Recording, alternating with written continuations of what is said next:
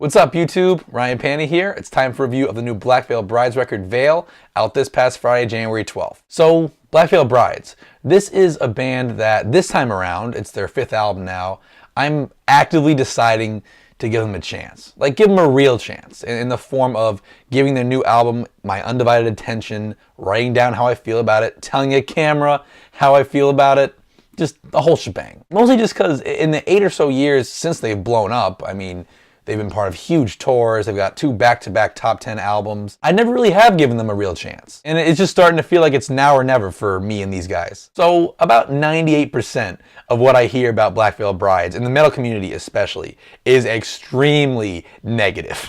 People mostly give this band shit about their image, actually, which is very reminiscent of 80s glam metal. It's very loud, very over the top. They're dressed in all this leather and studs and shit. On the cover of their second album, Set the World on Fire, they even have like Kiss-style face paint on. And sure, there are plenty of eye-rolling moments with these guys. Like, in the beginning of the band's career, frontman Andy Biersack actually went by the stage name Andy Six, like with 2 X's, like Nikki Six. Get it? But you know, I actually like when bands aren't afraid to have an image, to have cheesy stage names and showy stage personas and dress up in flamboyant, carefully coordinated outfits. Like, people forget, like it or not, that whole showmanship element, that's part of what made rock and roll such a massive cultural force in the 70s and 80s.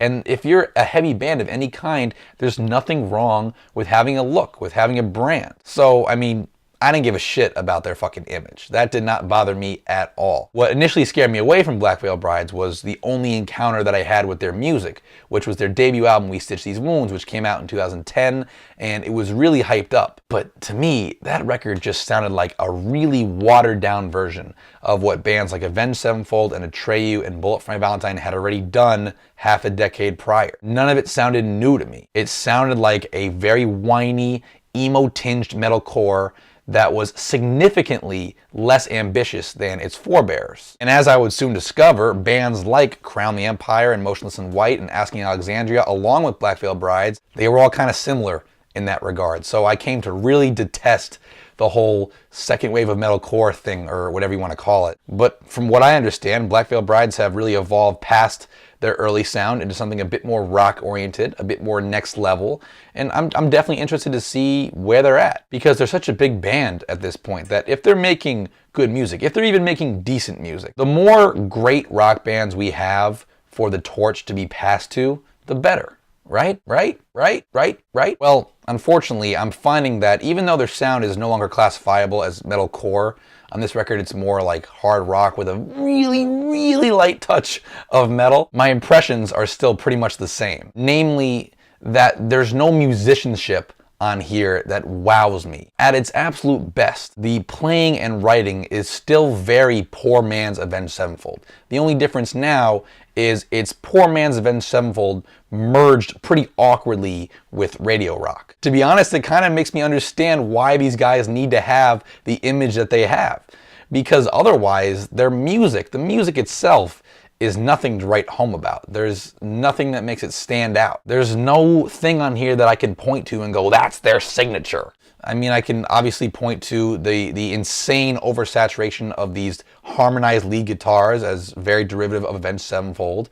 I can point to the construction of the choruses as similar to a number of radio rock bands, but I can't give you that X factor that makes their music, Black Veil Brides' music, any different than anybody else. I find frontman Andy Biersack's voice to be remarkably unremarkable. I mean, he gets kind of nasally at points, and then at other points he just has that forced grit of a Nickelback type band. Lyrical topics aren't new. The very rudimentary guitar riffs that drive songs like The Outsider and the last one certainly aren't new, nor is tossing in all these electronically generated string instruments on top of everything to make it seem more dramatic. I will give the band this.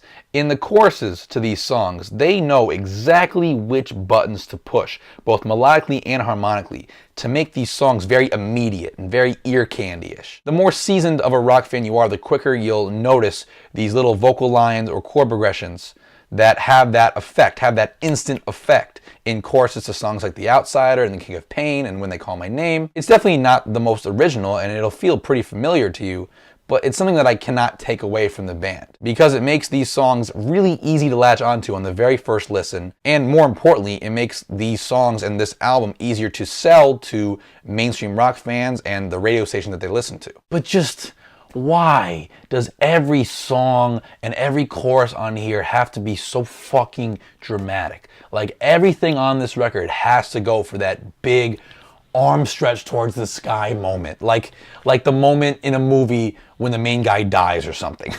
Well, if this is a movie, the main guy can't die in every scene. If you lay this sort of histrionic drama on thicker and thicker and thicker, song after song after song, how long is it going to be before the listener just gets really nauseous? And what really does not help in this department is the totally cringy, cliched lyrics that are used to express these emotions. Like the phrase fade away.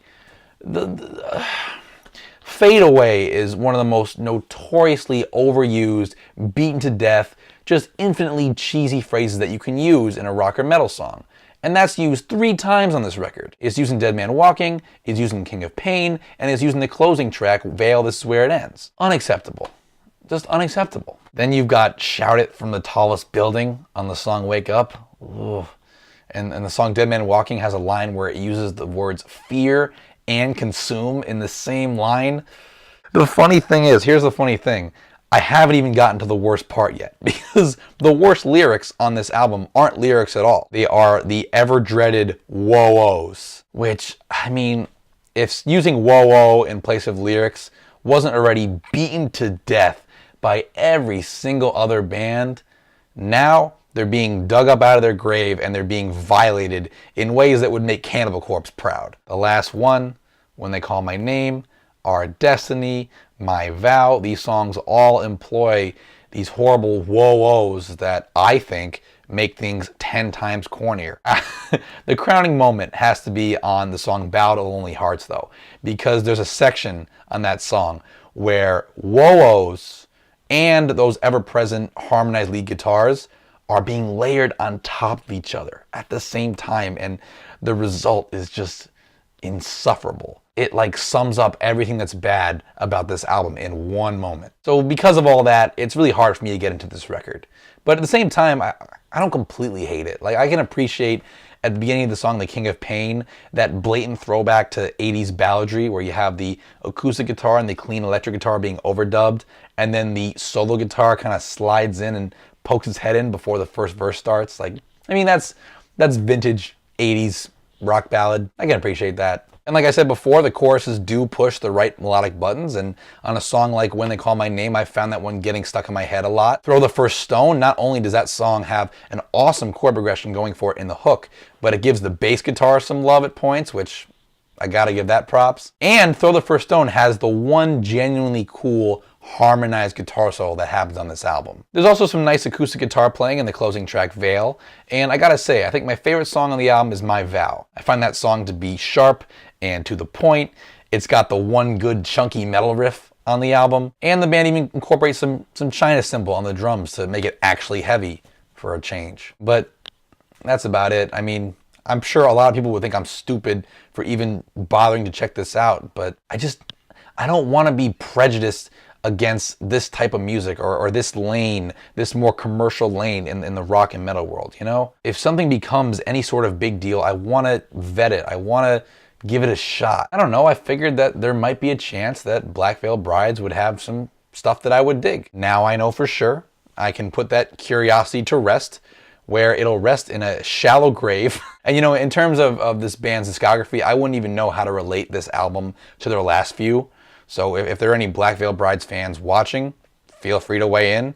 At this point, anything you say is not going to get me to check those albums out, but feel free to go buck wild in the comments section if that makes you happy. Yeah, I probably should have reviewed Corrosion Conformity instead, but life goes on, you know? Vale gets a 4 out of 10 from me. As always, thanks so much for watching. Be sure to subscribe, leave a comment, or shoot me a message so we can continue to talk music, and I'll see you guys soon.